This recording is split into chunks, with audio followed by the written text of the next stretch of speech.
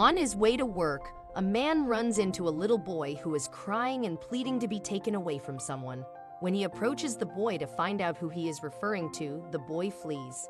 The man follows him and realizes the boy needs help urgently. Louis Baker was a single man who worked tirelessly, often more than what he was required, just to keep his mind off the things that had happened recently in his life.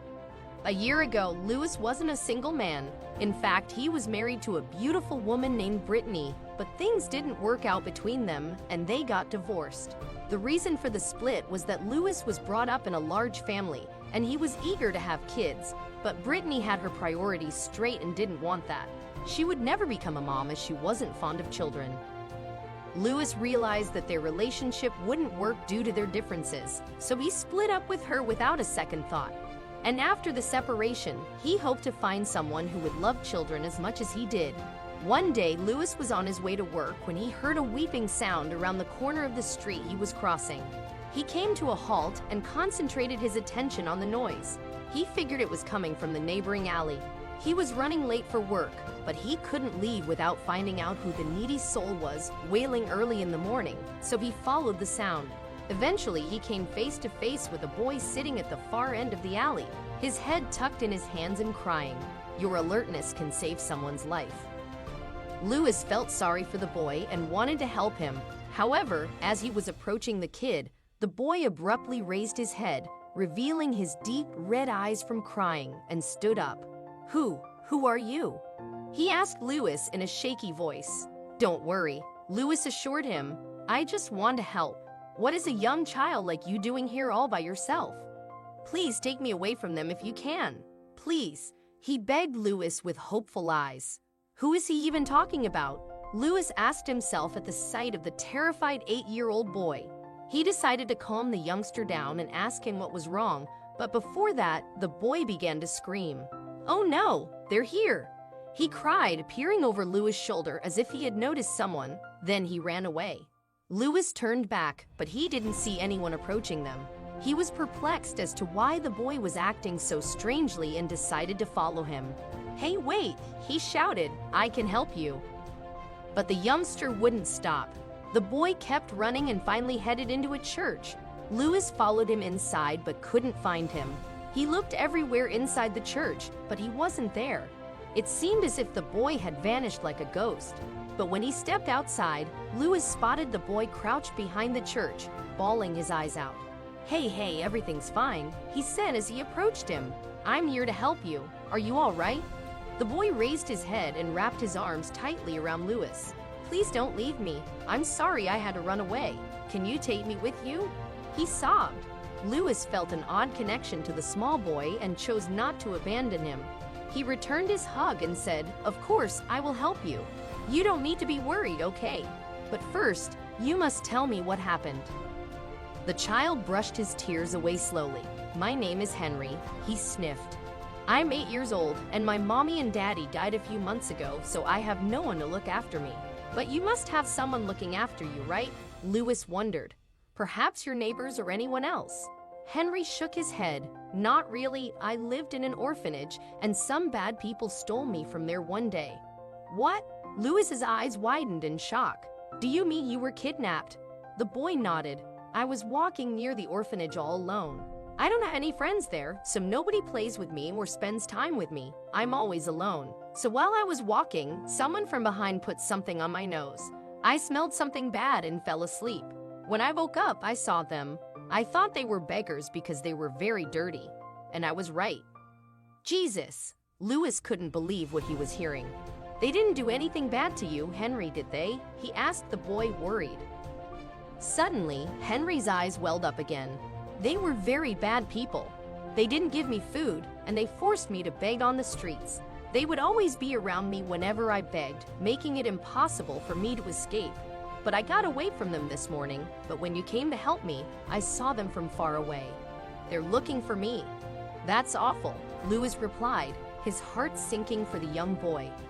"But Henry, why didn't you just return to your orphanage? You'd be safer there than out on the streets like this." "It's in another part of town," he said sadly. "I'm not sure how to get there by myself. I began to cry because I was afraid of being alone. I'm glad I met you. Please don't leave me." "I won't. I promise," Lewis told the boy and consoled him. "I'm Lewis, by the way. Come on, let's go tell the cops everything so they can punish the wicked guys, okay? And later, we'll go to your orphanage," he added, stretching his hand for Henry to hold, and the boy grabbed it firmly. When Lewis and Henry arrived at the police station, they learned that the authorities had previously been looking for Henry. They believed he had escaped from the orphanage, but the reality was something else. They felt sorry for the young child after hearing his tragic story. They decided to escort him safely to the orphanage and thank Lewis for his help. "You may go, sir. We'll take care of everything from here," the officer on the scene told him. However, Lewis insisted to accompany Henry to the orphanage. "I sincerely hope you don't mind, officer. He's still terrified and I don't want to leave him alone," he told the cop, looking over at Henry, who was seated on a bench with another cop. The officers had brought him a sandwich and chocolate milk, but he refused to eat. He seemed to have lost his appetite. Considering the boy's dire condition and Lewis's compassion for him, the cops allowed Lewis to be around Henry for a little longer. And before leaving the station that day, they urged Henry to assist the sketch artist in creating sketches of the people he suspected of abducting him. Henry was afraid, but having Lewis by his side gave him courage, and he did as the cops said. Later, as Lewis was dropping him off at the orphanage, Henry approached him and asked, "Can you come and meet me sometimes when you're free? I like you, Lewis. You helped me. Thank you for that." "I promise I'll come to see you, Henry," Lewis said, smiling.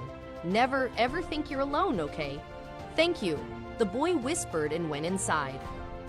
After heading home that day, Lewis couldn't get Henry's face out of his mind. He had been such a workaholic, but when it came to Henry, he didn't think twice before skipping work. He'd had gotten multiple calls from his boss on his phone, but he didn't bother to take them because he was just thinking about Henry and his safety.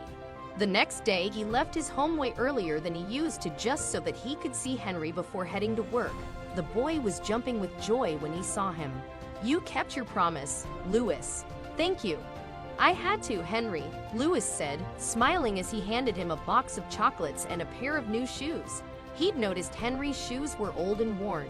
The smile Henry had on his face while Lewis helped him wear the shoes meant the world to Lewis.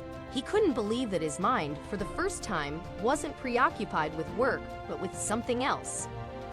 Lewis went to see Henry almost every day before work, and spending time with the small child on weekends had become a tradition he would never break. Soon after, he realized he was so attached to Henry that he didn't want to leave him. He decided to adopt him and asked Henry if he would like to have him as his dad. "Would you like to live with me, Henry?" he asked the boy. "I want to become your dad, but only if you like having me as a dad." The youngster happily nodded and hugged him. "I'd love to call you Dad, Lewis." "Oops, Dad," he giggled. "Thank you so much for everything. I love you, Dad." Lewis was literally in tears as he hugged Henry back. He had always wanted to be a father, and now his wishes had come true. The adoption process took a while to wrap up, but finally, Henry was legally Lewis. All this time, the cops had still been looking for the beggars who abducted Henry, but one day, Lewis got a call and was informed that the beggars had been arrested, and they asked him to bring Henry to the police station to verify their identity. Henry confirmed it was them. "Make sure they pay severe terms for what they did, officer," Lewis told the cop before leaving. "I hope they rot in hell." After leaving the station that day, Henry and Lewis were both relieved that the beggars who had attempted to kidnap Henry had been caught. They had nothing to worry about now, and they were content with each other. Since living with each other, Lewis was no longer overworked and Henry was no longer lonely, and their weekends were spent watching movies or baseball games together. Henry also enrolled in a new school, and Lewis would take him there and pick him up after every day.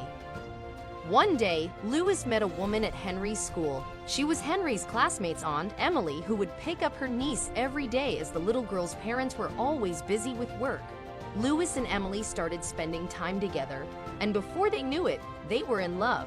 After dating for a few months, they decided to tie the knot, and when Lewis told Henry that he was going to have a new mother, the young boy was very happy.